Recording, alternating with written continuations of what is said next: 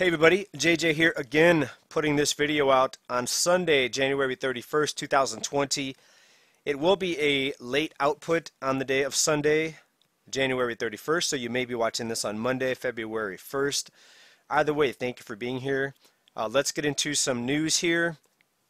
Actually, before we get into some broader economic news, let's talk about the silver squeeze, and I just want to notify all my Patreons. Thank you for supporting me. I just put out a new video. Just type in Jason Jaws Patreon and you'll see that page come up. And over there we went into more detail on the silver squeeze, what it is, what it isn't, how to scan for pump and dumps by looking at the float short, and also the 20-day moving average using a free stock screener that is going to be discussed over there at that video.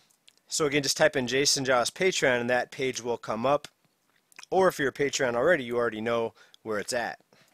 And also, before we get into some broader economic news, I just want to address a question that I've noticed a lot of people are discussing in comments, and someone directly asked me the question over at Twitter. And if you don't know, I rarely can answer questions and comments down in the comment section of YouTube. Most questions that are asked over on Twitter or on Patreon, I could definitely get to those questions. But someone had asked about the silver squeeze that we discussed a little bit in our previous video.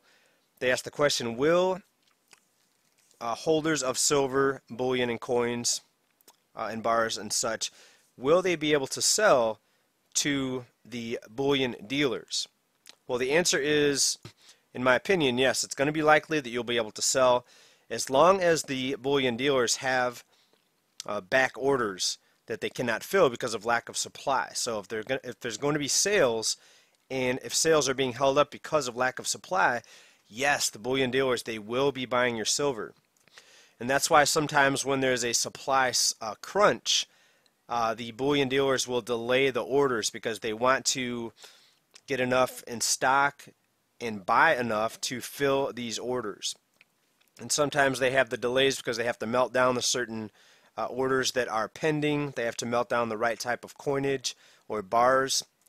So yes, if there's demand, there's always going to be buyers. It's pretty basic economic ways to kind of look at that. Now in Southern California, there's a coin dealer or a bullion dealer called Golden State Mint, and you can go sell to the actual mints.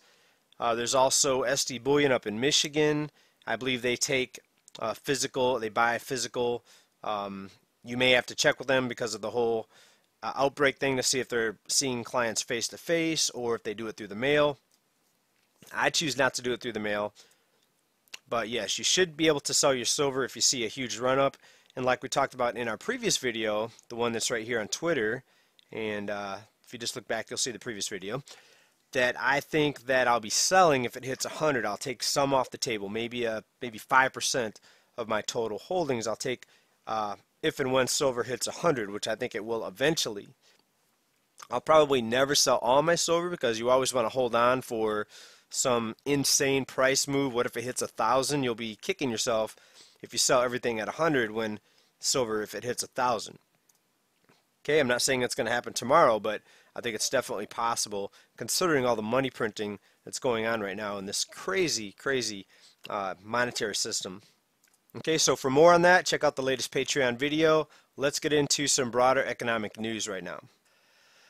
2020 was the worst year for the economy since the World War II era. How crazy is that? With an annual GDP of negative 3.5, that was the worst year since World War II. Yet it's not that noticeable because there were so many assistance programs that were put out there.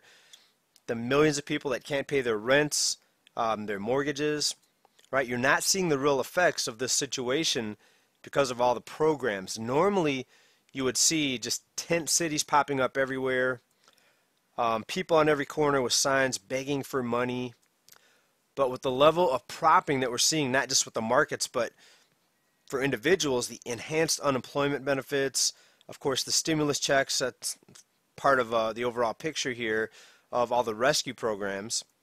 The propping up of the banking system, allowing banks to continue to lend money even though millions of people not paying their mortgages, normally that would be a big pullback moment for the banking system to pull back on the lending, but that's not happening. Why? Because banks have been promised unlimited backing. The Fed came out, they said whatever it takes, we're going to continue to back up and prop up the banking sector.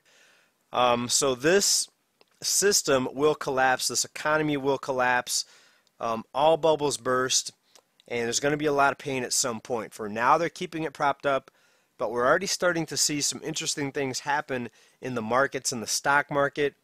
A lot of shenanigans are being exposed right now with the whole broker situation and how they restricted traders from buying into certain stocks while allowing Wall Street and the market makers in the background to scramble their positions to try to mitigate their losses. And I think as more of these things get exposed, you're going to continue to see more market mayhem and some broader economic pain. And yes, this bubble will burst. Now, I know it seems like it's not ever going to end because the market propping, they say it's unlimited, but something always bursts the bubble, and some big thing could fly out of nowhere and take this system down, take this market down, and it's going to leave the people that thought that things could never reverse, it's going to leave their heads spinning. And I think most of us here are going to be prepared for this because you know to expect the unexpected. The bubbles always burst. Major shocking things are going to continue to evolve here in 2021. Continue to hedge yourself. If you've been preparing up until now, you've got silver, bullion, you've got hard assets, you've been hedging your positions. But yeah, 2020, the worst economy since the World War II era. I think 2021 is going to be even worse, and I think we're going to see the visual outcome of this, just this awful economy right now. The economy basically is in free fall, but it's being supported, it's being disguised by all these rescue programs. Right? It also helps that the stock market is elevated. Keeping the bubbles inflated helps keep the illusion alive. But what happens when prices begin to fall, when stocks begin to come down, the broader market begins to come down, the housing market begins to come down, when more shenanigans are exposed within the banking system, when people start really getting in trouble, and when it affects lending, and then the bubbles can no longer be supported, that's when you see the real insanity begin to unfold in these markets and with the broader economy. Even more job losses. We saw another 800. We just saw another 847,000 new jobless filings just last Thursday. You knew this was going to happen. There is no economic recovery. The numbers are going to continue to be awful. They may try to keep it propped up, but as sad truths continue to be revealed, the mayhem is just going to get worse and worse and worse. And I think you're going to see a lot of friends, maybe a lot of family, fall into hard times. I know a lot of people up until now really haven't felt the impact of this because you've been insulated. Maybe you're in a sector, your job is in a sector that has not been impacted yet, but ultimately it's going to come up to all of us except maybe the top 10%. If you're in a job right now, consider yourself very, very blessed, lucky.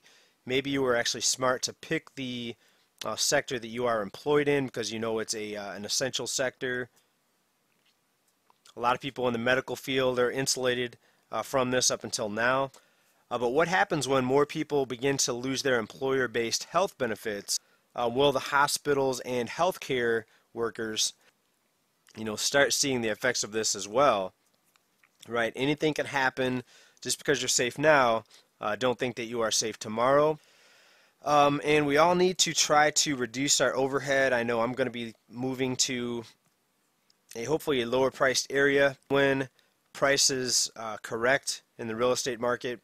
I think we will see massive price corrections here when this bubble finally deflates.